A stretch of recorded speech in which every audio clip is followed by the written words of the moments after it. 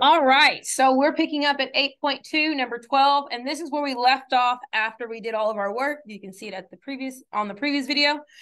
So at this point, we talked about how if in the denominator you're not adding or subtracting, that allows you to separate your numerator. Do we remember talking about that yesterday? Okay, so I can now separate my numerator into 1 over cosine squared x plus 2 sine x over cosine squared x plus sine squared x over cosine squared x, okay? And through a series of, what is that thing called? Ratio and reciprocal rules, I can then transform this, right? So first, using reciprocal, this becomes what?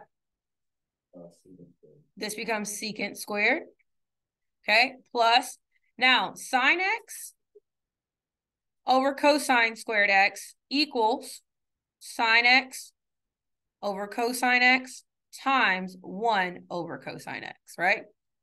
So that's what that is telling me. So what does that change using reciprocal and ratio?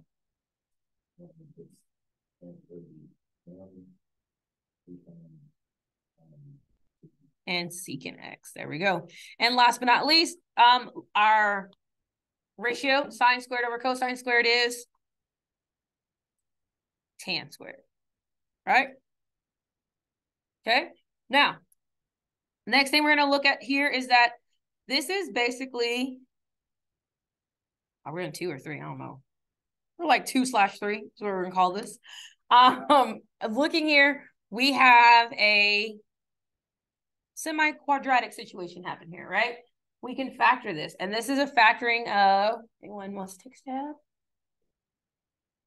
Exactly. It's going to be, notice how I have my A and my C terms are both squared, and the middle is double of their square root, right? So that means that this reduces to secant x plus tan x squared. So going back to algebra 1, in case you need to see it as an algebra 1 problem, this is like saying you have x squared plus 2xy plus y squared. Okay, so if I have x squared plus 2xy plus y squared, this becomes x plus y squared. Okay. Why?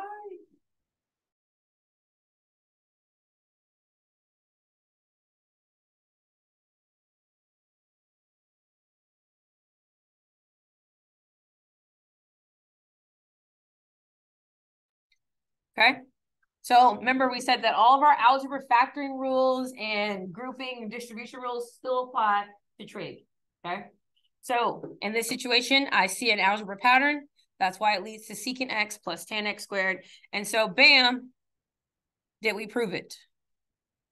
Yes, we did. And this was through a series of ratio and reciprocal.